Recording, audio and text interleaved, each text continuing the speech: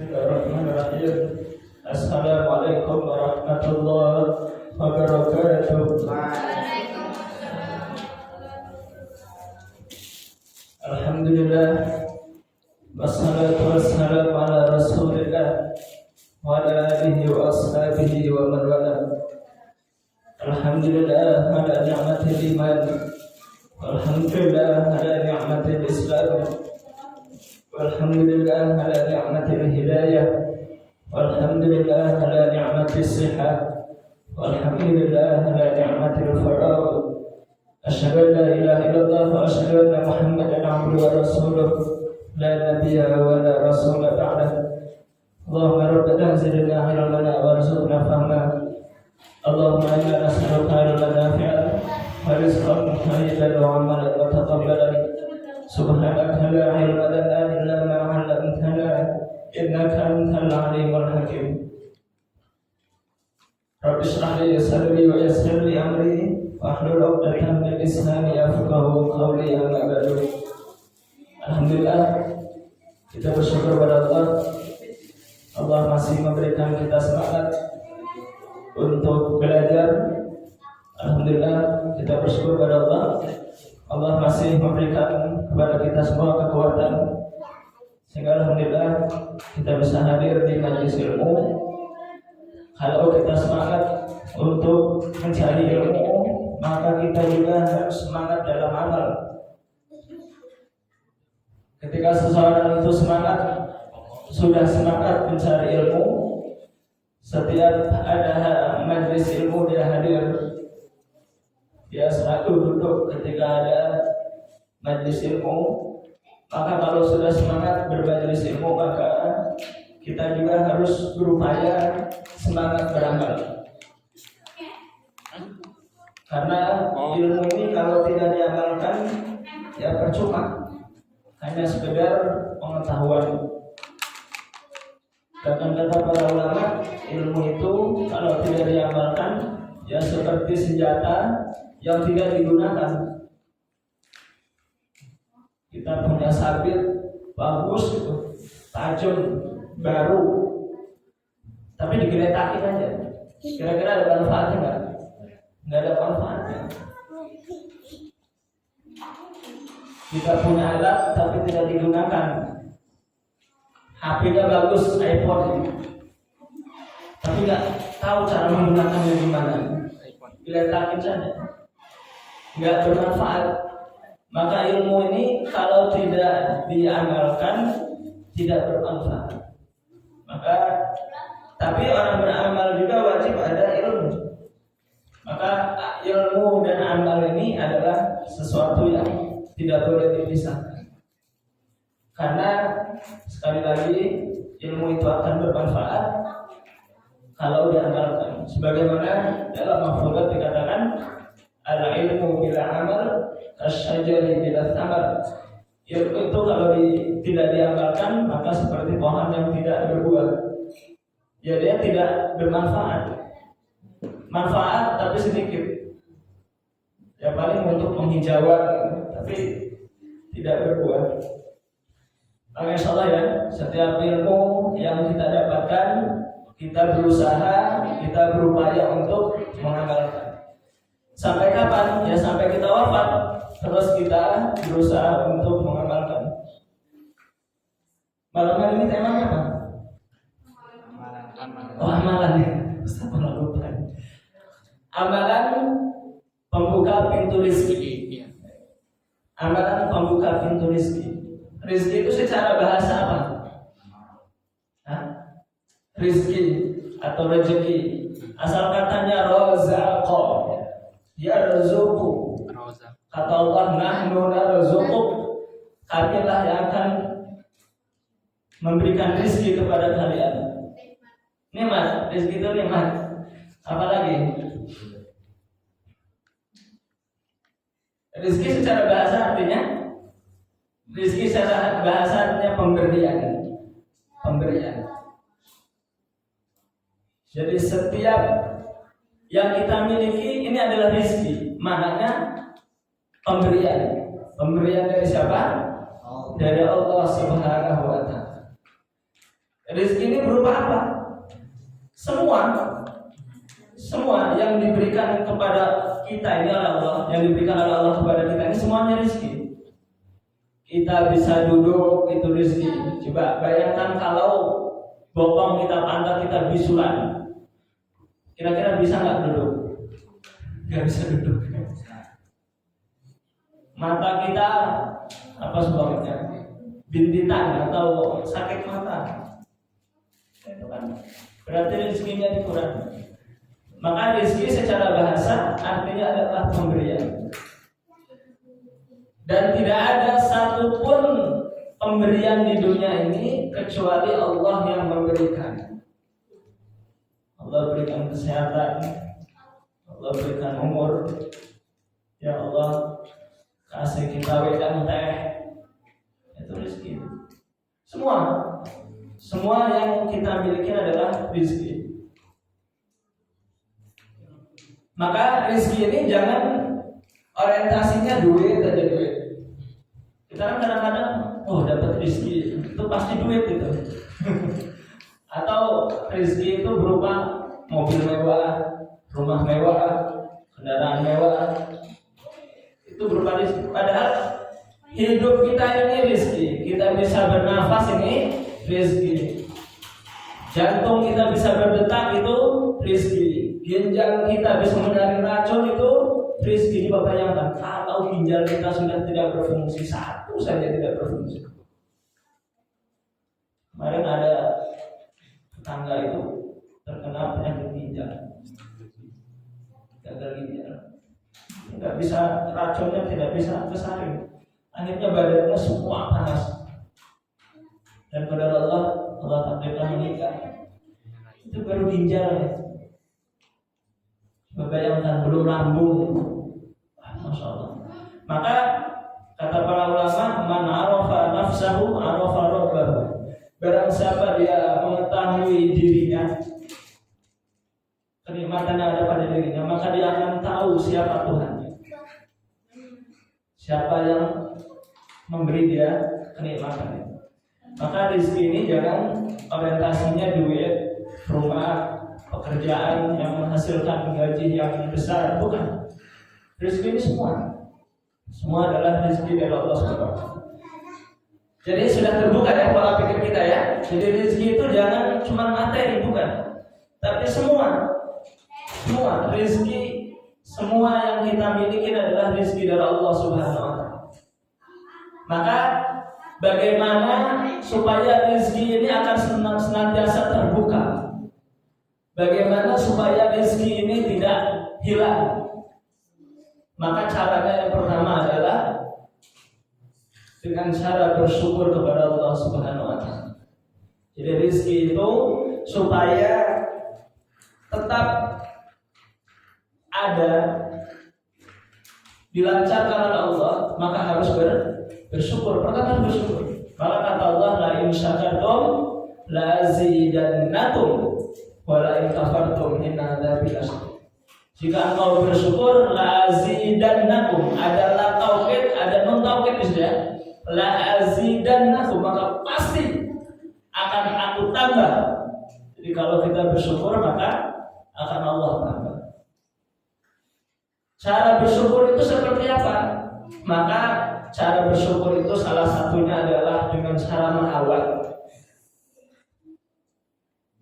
Yang ada kita rawat, yang ada kita jaga, jangan kita sia-siakan. Ini penting nih. Kalau kita makan, cara mensyukurinya seperti apa? Salah satunya makanan itu harus kita habiskan. Tidak boleh dibuang-buang. Karena coba bayangkan, saya semuanya ngasih sesuatu sama Dava, kemudian tiba-tiba sesuatu itu dibuang sama Dava. Kira-kira saya sakit nggak? Sakit. Apalagi ngebuangnya di depan mata saya. Kira-kira besok saya mau ngasih lagi nggak? Enggak. Begitulah rezeki yang Allah berikan itu. Kita sudah dikasih, tahu-tahu kok dibuang, nggak disyukuri. Maka kira-kira Allah mau ngasih lagi nggak? Maka perbuatan mubazir itu salah satu dari penyempit lebih pintu rezeki. Maka jangan sampai kita tabdzir. Maka kata Allah, wala tubadzir tabdzira innal mubadzirina kanu ikhwanas syayatin. Jangan kalian berhambur-hamburan atau berbuat mubadzir. Karena semuanya mubadzir itu adalah temannya syaitan. Syaitan itu tidak bersyukur kepada Allah Subhanahu wa taala. Maka kalau manusia itu tidak bersyukur, maka dia kawannya syaitan. Maka yang ada harus dirawat, disyukuri. Dirawat, betul-betul dirawat. Punya keturunan dirawat, punya motor dirawat, punya badan ini dirawat, jaga kesehatan. Punya mata dirawat, punya telinga dirawat. Kan gratis dari Allah kan? Coba kalau suruh bayar, berapa juga kita bayar? Maka harus dijaga. Maka cara agar rezeki kita dipermudah, ditambah oleh Allah adalah dengan cara bersyukur kepada Allah Subhanahu wa taala. Yang ada ini dirawat. Badan kita ini dirawat. Karena badan kita ini, tubuh kita ini ada kewajiban dan ada hak. Kewajibannya apa? Ya kewajibannya banyak. Menyembah Allah, sholat, puasa. Tapi badan kita juga punya hak. Haknya apa? Ya tidur, istirahat, makan, minum. Ya kan? Benar gak sih? Ya, jadi badan kita punya hak. Maka kita harus tahu hak dan kewajiban. Maka kalau kita ini bersyukur kepada Allah, maka kata Allah lazidannakum, maka pasti akan aku tambah. Nikmat dunia ditambah, nikmat akhirat nanti ditambah dengan surganya Allah Subhanahu wa taala yang jauh lebih nikmat daripada kehidupan dunia. Jelas ya? Kemudian bagaimana kalau kita tidak bersyukur? Saya ini selama ini tidak pernah bersyukur. Saya ini selama ini menyia-nyiakan nikmat Allah. Maka caranya seperti apa? Banyak beristighfar. Mohon ampun kepada Allah Subhanahu wa taala. Istighfar, banyak istighfar. Maka istighfar ini adalah sesuatu yang penting. Istighfar. Dan istighfar ini adalah cara agar rezeki kita ini dipermudah. Karena sekali lagi, rezeki kita ini sulit karena kesalahan kita kan? Karena dosa kita. Mungkin itu kesalahannya sepele ya. Tadi membuang nasi, membuang makanan, minuman nggak dihabiskan, itu sepele itu. Sepele kelihatannya.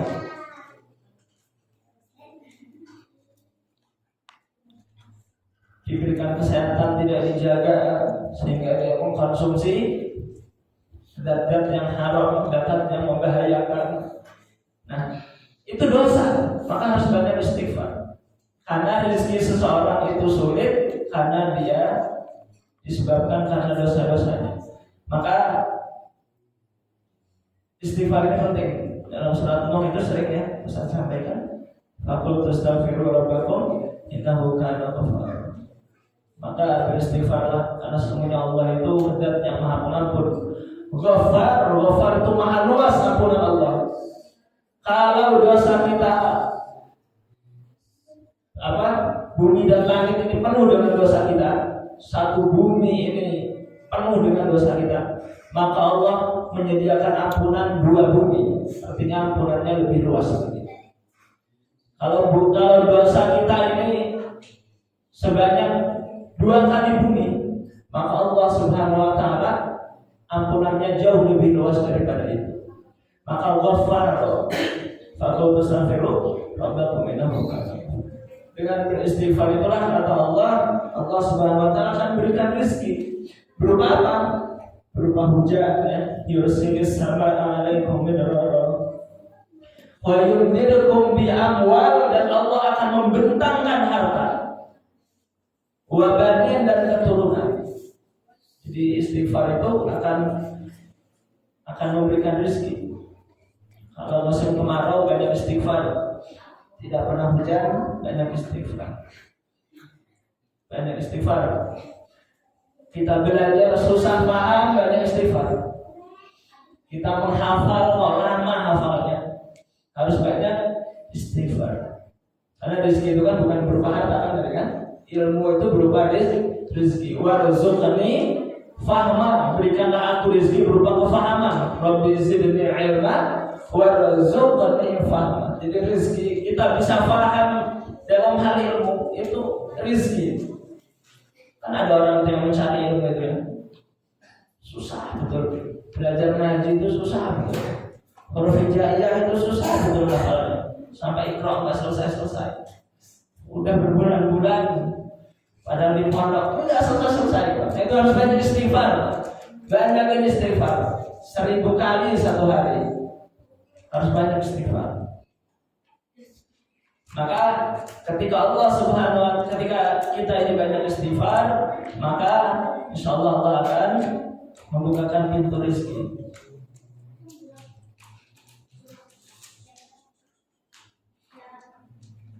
Ada suatu kisah kan, dalam berat Imam Hasan Al-Basri itu ditanya, pernah ada seorang mengadu kepada Imam Hasan Al-Basri.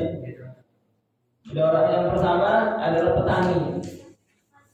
Wahai Imam Hasan Al-Basri, saya ini petani, gagal panen terus karena kemarau, nggak pernah hujan. Maka kata Imam Hasan Al-Basri, banyak istighfar. Kemudian ada pedagang, wahai Hasan Al-Basri, saya ini dagang rugi terus. Maka kata Hasan Al-Basri, banyak istighfar. Kemudian ada seorang keluarga datang kepada Hasan Al-Basri, kami ini sudah lama berkeluarga tapi tidak memiliki keturunan. Maka kata Hasan Al-Basri, banyaklah istighfar.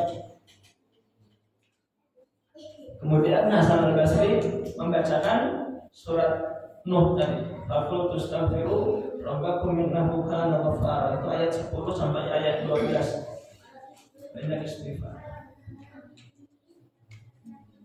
Sudah berumur tapi kalau nggak dapat jodoh, susah betul. Lama ditolak lagi. Itu jangan putus asa. Nah, harus banyak istighfar. Melamarnya baru 5 kali, ditolaknya 7 kali. Baru datang ke rumah udah dikirain mau melamar, padahal mau silaturahmi. Banyak istighfar, karena orang yang banyak berdosa itu akan dijauhi oleh Allah. Allah akan jauh, Allah akan berpaling. Maka kalau dia meminta, permintaannya tidak diterima karena Allah benci. Maka banyak istighfar. Jelas ya ibu-ibu ya? Ibu ada ibunya ya. Ibu-ibu banyak istighfar. Udah banyak ya, terus istighfar.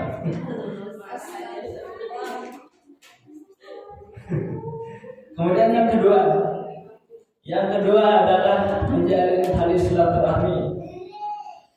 Silaturahmi ini kalau dunia bisnis membuka link itu apa ya? Jaringan ya. Silaturahmi. Bahasa ininya silaturahmi. Jadi harus banyak berinteraksi dengan manusia. Nanti kalau kita berinteraksi, ini usah terasakan ya. Usah terasakan, kenal sama ini, kemudian dikenalkan sama ini, dikenalkan sama ini lagi, dikenalkan sama ini lagi, sehingga membuka pintu rezeki silaturahmi. Tapi tujuannya jangan mencari duit silaturahmi ya. Tujuannya karena mengamalkan agama, karena mengamalkan sunnah Nabi, perintah Nabi. Apa kata Nabi dalam hadis riwayat Bukhari dan Muslim? Kata beliau, man sarrahu ayyubsata lahu fi rizqihi wa yansahu lahu fi atharihi falyasil rahimah. Siapa yang suka, siapa yang menginginkan dilapangkan rezekinya dan diperpanjang umurnya, hendaklah ia menyambung tali silaturahmi. Silaturahmi itu penting. Dafa sama adik belum tentu habis sholat maghrib itu minum teh. Ya kan, belum tentu kalau nggak kesini. Dengan silaturahim kesini, ya minimal minum itu udah dapat. Coba kalau di kamar aja gitu, kira-kira ada nggak yang ngebuatin tadi? Belum tentu. Ya kan? Dengan kita hadir di sini bersilaturahim, kita bisa mendapatkan itu. Kita bisa mendapatkan keberkahan, keutamaan hadir di majelis ilmu. Jadi silaturahim itu jangan ditinggalkan.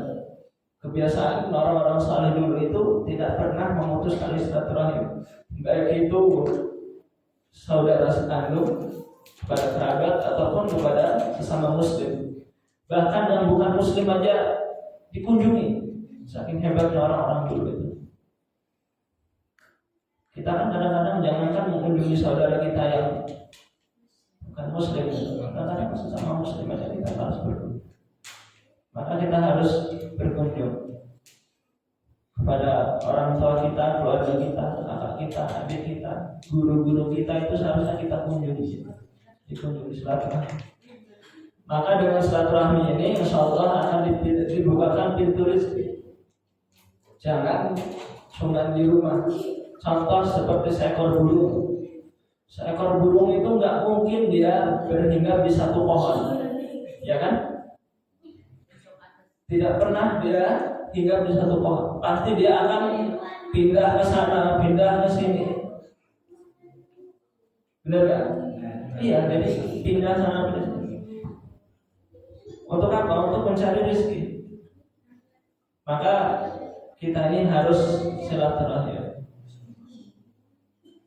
Kalau Ustaz silaturahimnya dengan cara mengajar di masjid ini, kemudian ada jamaah yang undang. Ayo Ustaz ngajar di masjid ini. Dari masjid sini ada lagi video Ustaz, yuk ngaji di masjid kita. Akhirnya banyak. Muridnya banyak, alhamdulillah ya bisa buat pondok walaupun masih kecil. Ini karena berkah silaturahim. Masjid ini bisa membangunnya Ustaz nggak ngeluarin duit sedikit pun, yang ngeluarin sih cuman ya enggak banyak ya dari apa berkah silaturahim. Maka silaturahim ini penting. Kalau kita diundang, kalau nggak ada kegiatan harus datang. Apalagi kalau sudah diundang ya, karena salah satu hak saudara kita muslim itu adalah ketika dia mengundang, kita harus hadir. Nah itu di situ ada amalan silaturahim, maka penting. Jadi harus banyak bergaul. Kemudian berikutnya, salah satu pembuka pintu rezeki adalah bersedekah. Jadi ini ilmu orang mancing. Orang mancing itu kalau pancingnya kecil, umpannya kecil, kira-kira ikan besar atau ikan kecil yang dapat? Gak mungkin ikan paus atau makan cacing gitu, gak mungkin. Tapi kalau pancingnya besar di laut ini, kemudian ikannya besar, kira-kira dapat ikan besar nggak? Dapat. Peluang mendapat ikan besar itu besar. Maka sedekah pun sama seperti itu. Semakin banyak yang kita keluarkan, maka akan semakin banyak yang akan kita dapat. Itu janji dari Allah Subhanahu wa taala. Kalaulah dia tidak dibalas di dunia secara kontan, maka Allah akan membalasnya di akhirat berupa surga. Maka kata Nabi sallallahu alaihi wasallam, beliau bersabda, "Ma'na qasat shadaqatun min mal." Ma'na qasat shadaqatun min mal. Tidak akan berkurang harta yang dia dikeluarkan karena sedekah. Karena pada hakikatnya, pada akhirnya harta yang kita miliki itu ya pasti nanti akan keluar juga gitu. Akan hilang juga kan. Maka alangkah baiknya kalau dia itu hilang dan itu dalam rangka disedekahkan. Ada orang itu yang malas sedekah, ternyata ya hilang juga. Tahu-tahu rumahnya kebakaran, hilang juga kan. Nggak malas sedekah, tahu-tahu kecelakaan, ya hilang juga. Maka daripada hilang karena diambil secara paksa oleh Allah, maka lebih baik hilang karena niat sedekah. Dan itu sebenarnya bukan hilang, tapi tabungan buat kita. Dan pasti akan Allah Subhanahu wa taala tambah. Dan Ustaz banyak kenal orang-orang yang banyak sedekah itu justru malah semakin sukses. Semakin sukses. Jadi ada seorang kontraktor mimbar masjid ini. Ini masjid ini kisaran ya kami sampaikan. Belum selesai masjid ini, dia langsung mendapatkan proyek senilai 200 miliar. Seorang kontraktor. Belum selesai masjid ini dibangun, mendapatkan proyek senilai 200 miliar itu banyak. Padahal yang bangun masjid kan nyampe 1 miliar. Itu luar biasa. Maka sedekah ini pastilah Allah Subhanahu wa taala akan melipat gandakan. Banyak Ustaz kenal donatur itu yang mereka rajin sedekah dan usahanya bukan semakin bangkrut tapi semakin sukses. Ada yang pengusaha mobil, ada yang pengusaha swalayan, ada yang pengusaha rumah makan. Itu semakin banyak dikeluarkan, justru semakin banyak cabangnya. Itu keberkahan. Karena kita juga ya, terus mendoakan gitu, supaya usahanya diberikan keberkahan, kelancaran. Maka jangan sampai kalau kita menjadi pengusaha, itu kan rumus para sahabat itu, Abdurrahman bin Auf itu harta itu kan jadi ada sepertiga gitu ya, dibagi 3. Sepertiganya 1 buat sedekah, kemudian 1 buat modal, 1 dikonsumsi buat cadangan, buat kita, buat tabungan. Ya buat operasional, buat makan gitu, buat pribadi atau buat cadangan. Jadi bukan 10%, bukan. Sepertiga yang disedekahkan. Itu minimal itu para sahabat dulu. Bahkan Umar bin Khattab itu setengahnya yang disedekahkan. Yang lebih dahsyat lagi Abu Bakar As-Siddiq seluruhnya disedekahkan. Dan itu justru tidak membuat mereka miskin.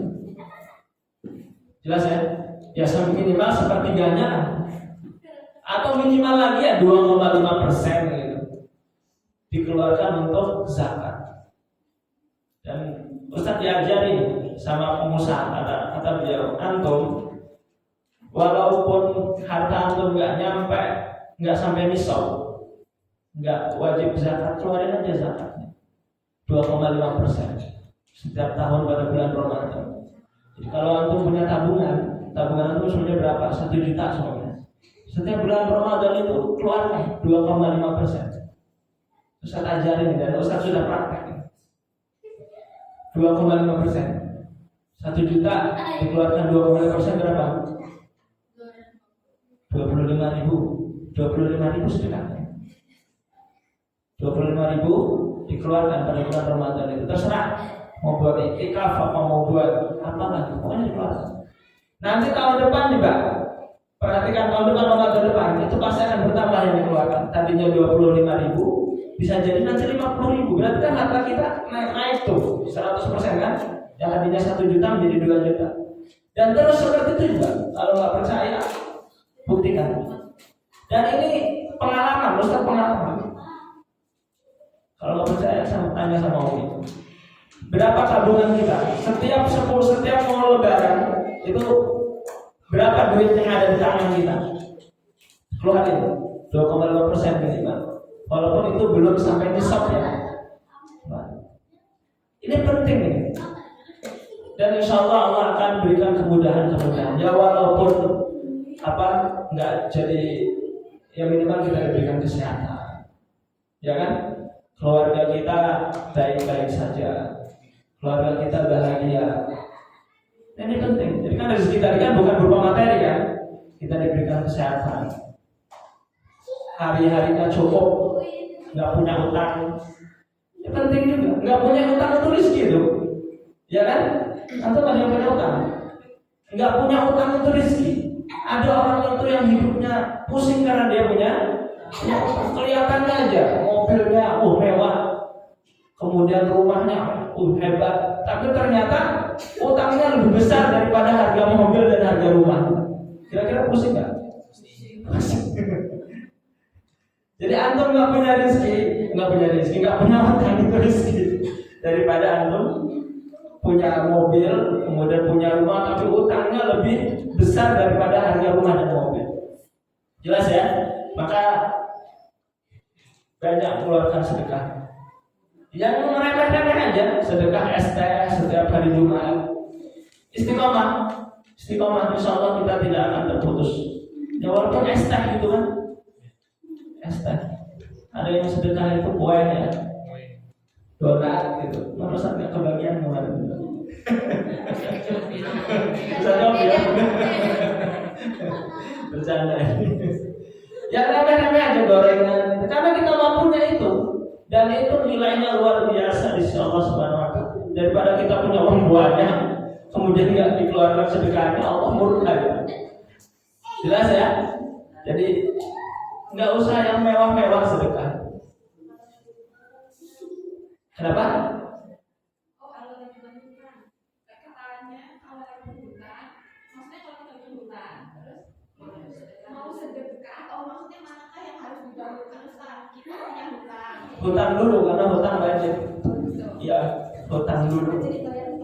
Hutang dulu diselesaikan. Karena bayar hutang wajib hukumnya. Kalau sedekah itu kan sebenarnya sunnah, kecuali memang dia zakat ya. Zakat itu kan sedekah wajib. Yang diutamakan hutang dulu dilunasi.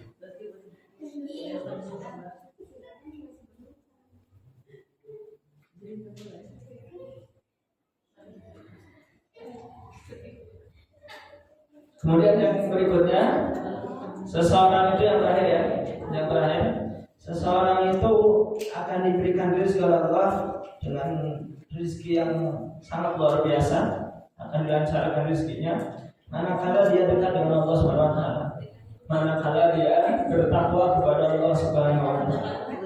Jadi kalau seseorang itu bertakwa, maka Allah Subhanahu wa Ta'ala akan jaga rezekinya, akan Allah jaga hidupnya. Wa man yattaqillah yaj'al lahu makhraja wa yarzuqhu, ada kata razaqah ya, wa yarzuqhu min haitsu la yahtasib. Barang siapa bertakwa kepada Allah, misalnya dia Allah akan mengadakan bagian jalan keluar, akan Allah berikan jalan keluar.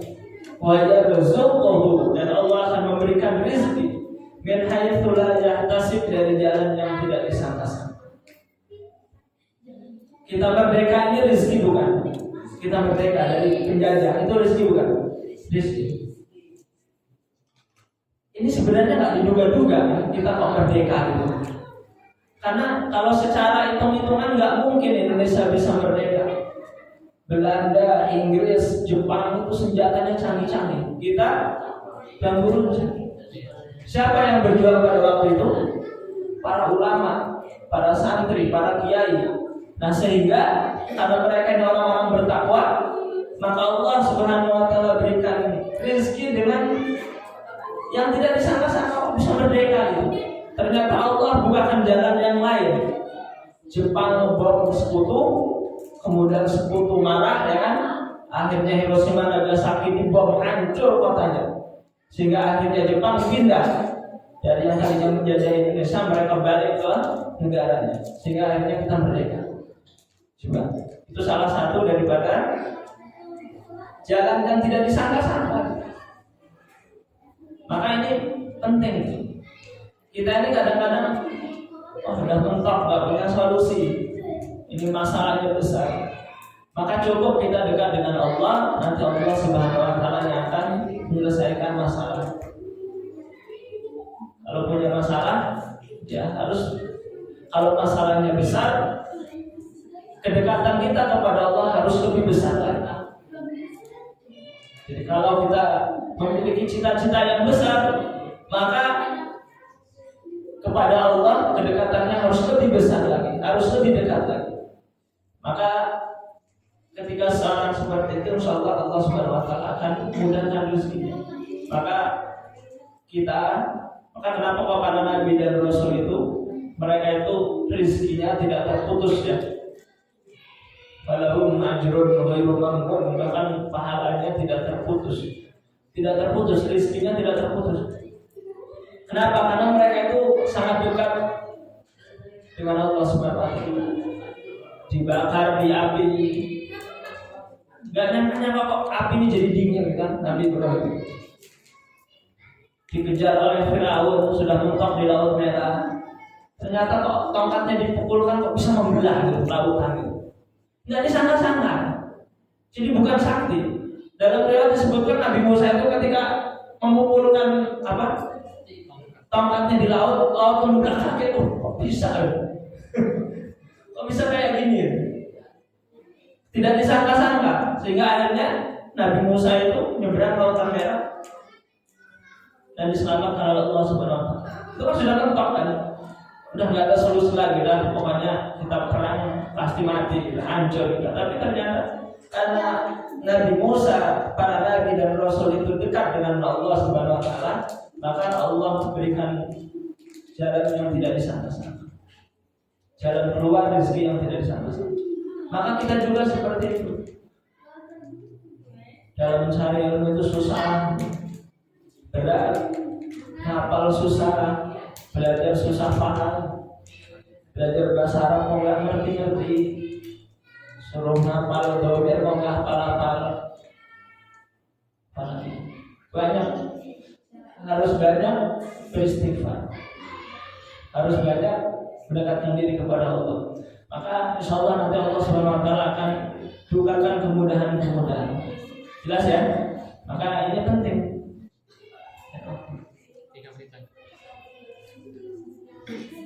Jadi saya amalkan ya. Yang pertama tadi apa? Dia bersyukur. Pertama bersyukur. Ayo kita rawat apa yang Allah titipkan kepada kita. Jangan kita rusak, jangan kita sia-siakan. Punya anak dirawat. Kalau punya anak yang merawat orang jadi-jadilah tim. Walaupun menjengkelkan. Banyak istighfar, ya, banyak istighfar karena kita itu marah-marah gitu kan, bukan yang marah-marah, ya manusia lah ya wajar banyak istighfar. Ya usah juga sama marah-marah emosi gitu kan. Iya banyak istighfar, banyak istighfar, banyak istighfar. Kemudian yang kedua, yang ketiga, ya, silaturahim kita jaga, silaturahim kita jaga. Silaturahim ini penting. Harus banyak link, harus banyak sahabat. 1 juta sahabat itu sedikit. Sementara 1 musuh itu banyak. Maka kalau bisa hidup kita ini jangan punya musuh, tapi ya tetap aja lah hater itu akan biasa aja. Nabi aja punya musuh gitu. Tapi kita minimalisir ya, jangan sampai kita itu punya musuh. Ini penting silaturahim ini. Kemudian berikutnya apa? Ya, hadir sedekah. Sedekah apa yang kita miliki, sesuatu yang kita keluarkan, bukan berupa harta saja kan. Sedekah itu kan sudah kita bahas waktu itu sedekah. Jadi sedekah itu bukan hanya harta. Bisa sedekah ilmu. Senyum aja sedekah kan? Senyum sedekah. Kemudian bertutur kata yang baik sedekah. Berapa lagi? Sopan kepada orang lain itu sedekah.